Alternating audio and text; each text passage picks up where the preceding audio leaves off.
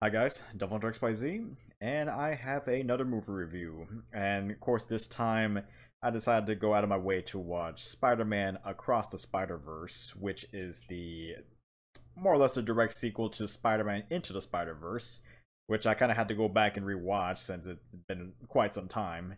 But it just kind of branches out on the multiverse idea even more compared to the original movie. So let's get into it.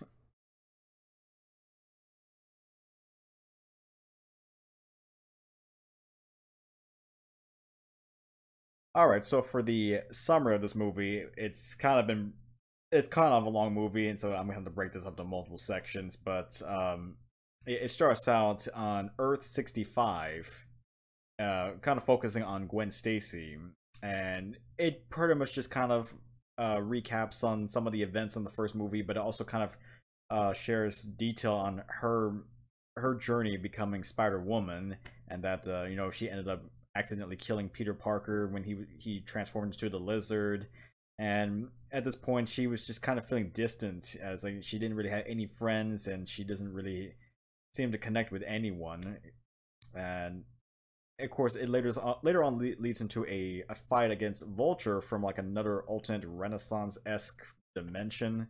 And while during the fight, Spider-Man, Miguel O'Hara, and Jess Drew, the Spider Woman from those respective dimensions, they ended up coming in and joining the fight to try to stop that Vulture. And in the process, Gwen's father ends up discovering her identity, and of course, throughout the time that he was trying to find the Spider Woman to try to arrest her, and at this point, he kind of feels conflicted. Which, in the end, Gwen ends up joining the cause with Miguel and Jess to try to fix up the universe, the multiverse. Well, later on, the movie transitions into Earth 1610, and that's where kind of continue with that's when you kind of follow with Miles Morales and him still kind of getting the hang of being Spider-Man, kind of maturing, so to speak. And while there, he ends up kind of getting into huge debates with his parents on trying to live up to their expectations. But of course, Miles kind of wants to branch out on his own, to kind of do his own thing. And of course, throughout the time too, he has kind of a similar circumstance where he just doesn't feel like he's connecting really with anyone. And of course, he obviously misses Gwen. And of course, throughout that scuffle as well, he ends up encountering a new villain known as Spot, I guess, who apparently was he was a scientist that worked in the Alchemix laboratory where the whole incident with the first movie took place. So essentially, he's just trying to more or less take on revenge against Miles, for turning him into what he is. But then eventually, too, Spot ends up discovering the fact that he can open up different universes, and at that point, he can use the colliders from the other universes to try to empower him even more. Well, afterwards, Gwen actually does make an appearance in Miles' universe, and after spending some quality time with one another trying to catch up, you kind of find out that Gwen is actually there to capture Spot, finding out that he can travel across different universes. And eventually, it leads both Gwen and Miles to head into Earth 5101, and in there they encountered that universe's Peter, and along with two other different Spider-Man there, and it kind of goes into like a big giant fight out in India, in the kind of financial complex. Anyway, it kind of goes into a fight against Spot. Unfortunately, Spot ends up empowering himself even more with the collider in that universe before disappearing. And at that point, of course, the whole city starts to collapse as the Alchemix building starts to crumble. And throughout the events, Miles ends up saving the I guess what do you call it, the police captain at that point. And after doing that, though, the whole universe there starts crumbling away, and of course the kind of the League of Spider people ends up showing up to try to prevent the universe from breaking apart. And at that point, they get Miles, Gwen, and then the other Spider-Man people end up getting taken away to see Miguel.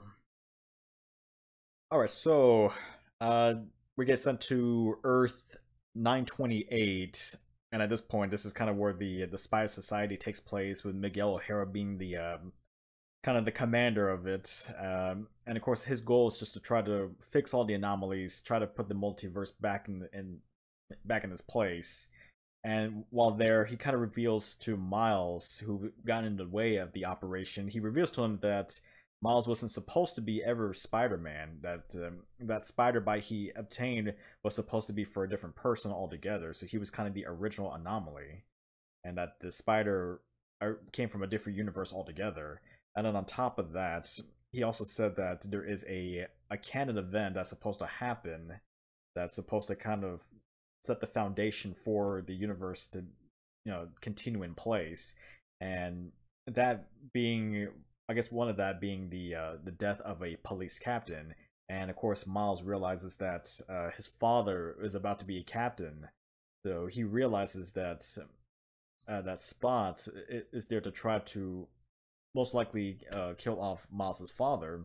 So he tries to argue with Miguel to try to go back to his time, but of course Miguel tries to capture him, keep him in place. But then it kind of leads into like a really giant chase with all the Spider-Man from the different universes trying to capture Miles. And eventually Miles does escape using a machine to try to pinpoint his Earth using the spider bite. And at the same time, Miguel is forming up a team to try to stop Miles. And at the same time also, he ends up sending back Gwen, as he sees her as a liability for being so close and connected with Miles. Well, at this point, the movie goes back to Gwen and her Earth, and at this point, she finds out that her father ends up quitting the police force, quitting being a captain, and I guess kind of realizes that if that could change, maybe Miles might be able to change his fate as well. And of course, with the help of a little device, a little multiverse traveling device from another Spider-Man, she was able to use it to get sent to Miles's Earth. And in the meantime, Miles gets sent back to what he believes is his Earth, and tries to confess to his mother that he was Spider-Man. But of course, she doesn't know who that is. And then he ends up seeing his Uncle Aaron still being alive.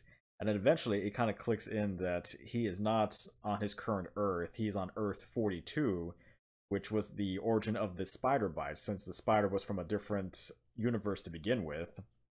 And of course, while there, he ends up getting captured. And he also sees that the Miles of that universe is now the Prowler. And of course, it leads into another scene where Gwen ends up forming her own team with other Spider-Man to try to find Miles. And unfortunately, that is where the movie ends, on a to be continued note.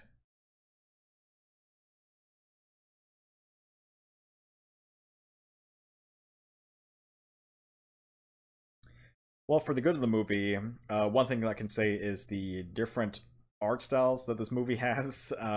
It starts out in the same comic book style with the Miles's world and the kind of that traditional comic book style, but it kind of, there's like so many different versions of Spider-Man, that it kind of goes to like live action, the old like 60s cartoons. I mean, it kind of just drives some different sources of media.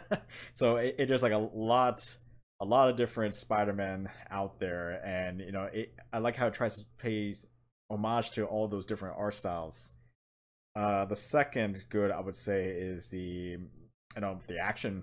Obviously, there's a lot of fight scenes going on, against against the quote unquote main villain Spots, but at the same time there's like a lot of dynamic stuff, saving people out in India, and then of course the whole scuffle with the multiverse of Spider-Man trying to go after Miles. There's like a lot of action and a lot of movement in the movie itself. And I guess third, I would say it's kind of more of like like a good heartfelt connection with these characters. Not just granted, there were so many Spider-Man. There's not going to be a way to really, kind of capture the moment with all the characters. But a lot of the main ones in from the previous movie and some of the newer ones, you kind of share like a connection.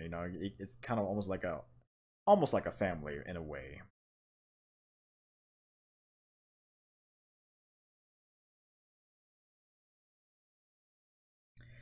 Well, for the bad, honestly, there's a couple of nitpicks. If anything else, for one, I would probably say the humor. It kind of gets a little bit corny at times. But this is Spider-Man, and of course, typically Spider-Man always has like, this corny-esque humor.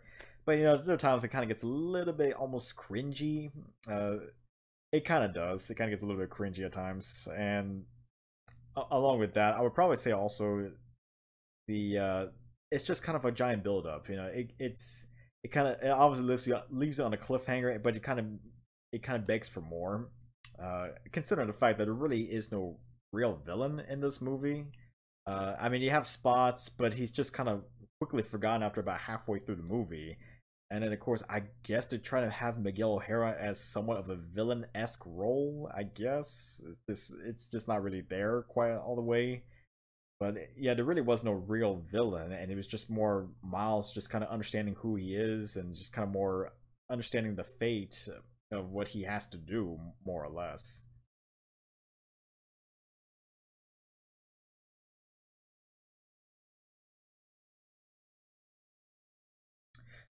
Well, overall, I would probably say this movie is pretty good. It takes a step above the Into the Spider Verse, and it kind of shows more about the different branches of passive Spider-Man out there, which I guess kind of goes along with the actual comics. I mean, there's like so many different versions of Spider-Man out there to really keep track of. I'd be impressed if anyone even knows or have read all the comics, but but that being said, though, I mean, definitely this is kind of a movie for Spider-Man fans. Especially if you kind of grew up with some of the older Spider-Man, some of the current Spider-Man stuff. It's like a wide range, kind of going from old to new. So I mean, it's like a little bit of nostalgia, I guess. It kind of hits with it, and like I said, has some interesting. It got some interesting action into it. It has some corny jokes if you're really into that. But overall, this is just kind of part one of this new chapter here. So at this point, a third movie has been. Well, I mean, they did announce the third movie being called Beyond the Spider Verse. No idea when it's gonna come out. If anything, probably in a couple of years.